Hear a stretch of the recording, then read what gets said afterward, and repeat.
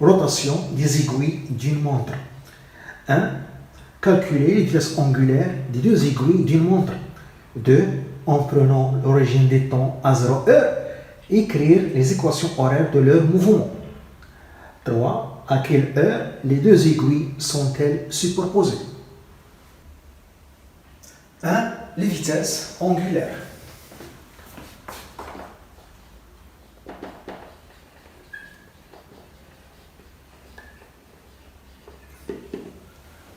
Pour l'aiguille 10 heures, pour l'aiguille des heures, oméga heure est égal à 2π sur la période t heure. T est la période de l'aiguille des heures. La période de l'aiguille des heures, c'est 12 heures. L'aiguille des heures effectue un tour pendant 12 heures. En secondes, 12 fois 3600. On trouve 43 200 secondes. C'est la période de l'aiguille des heures. Pour l'aiguille des minutes,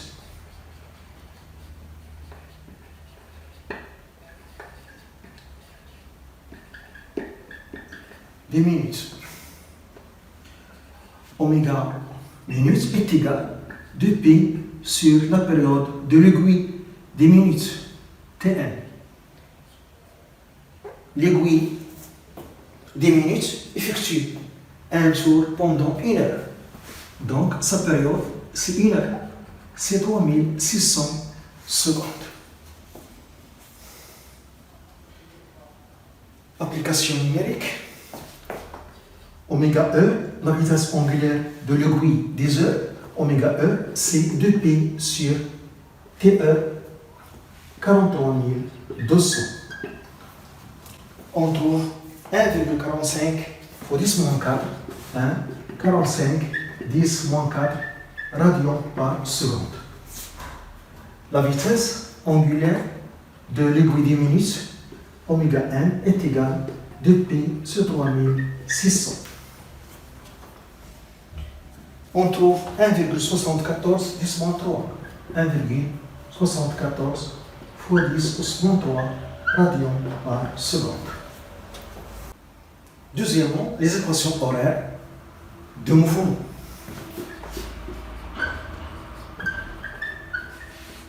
Équation horaire.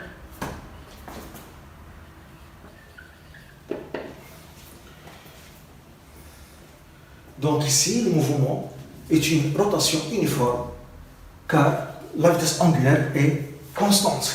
Donc oméga est une constante. Le mouvement voilà, est une rotation uniforme.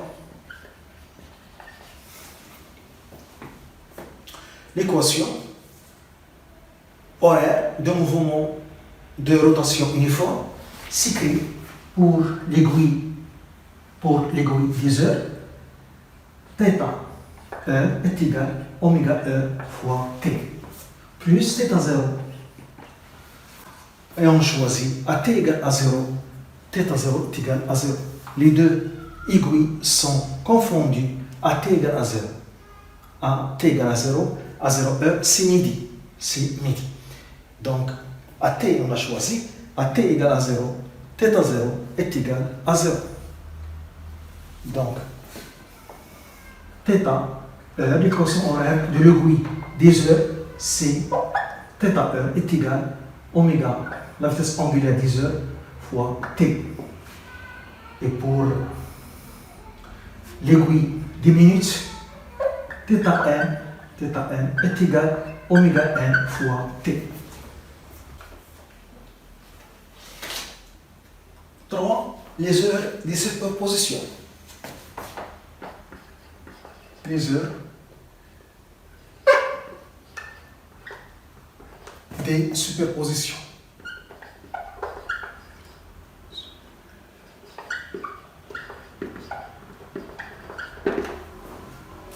Pour la première,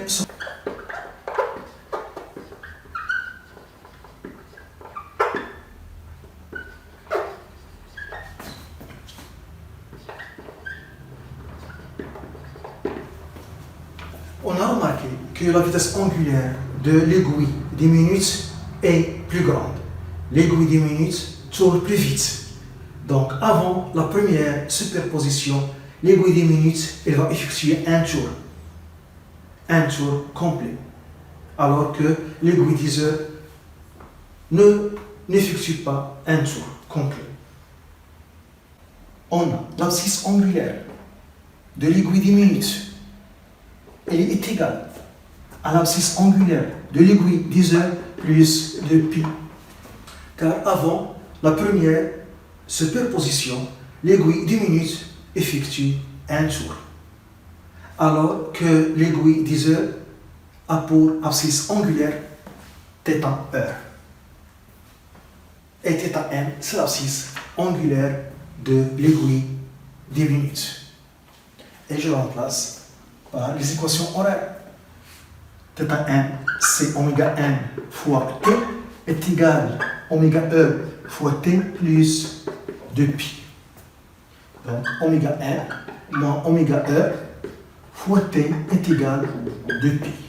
Donc, la date t de la première superposition, t égale 2pi sur oméga minute moins oméga heure.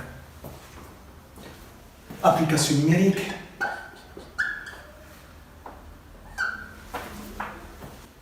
Oméga n, 1,74 fois 10 au moins 3 moins 1,45 10 au moins 4. On trouve t égale 3937 secondes. En heure et en minutes,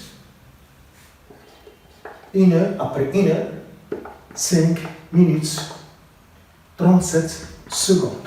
Et il y aura la première superposition à cette date-là. Pour la deuxième superposition, ça date fois 2. Pour la deuxième superposition.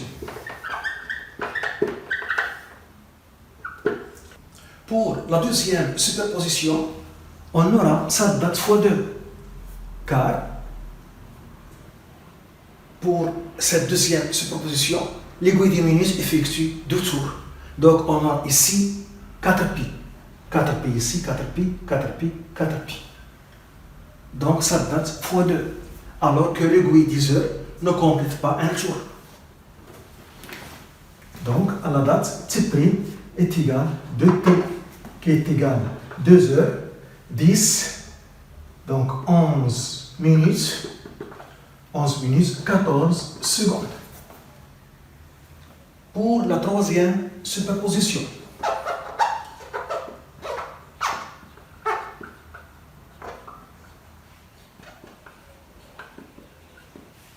on aura ça date fois 3, car l'aiguille des minutes effectue 3 tours, alors que l'aiguille des heures ne complète pas un tour.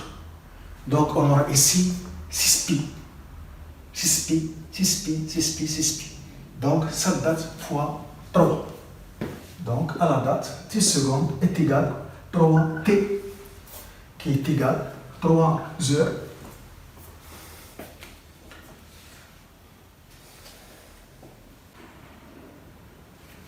16 minutes, 51 secondes.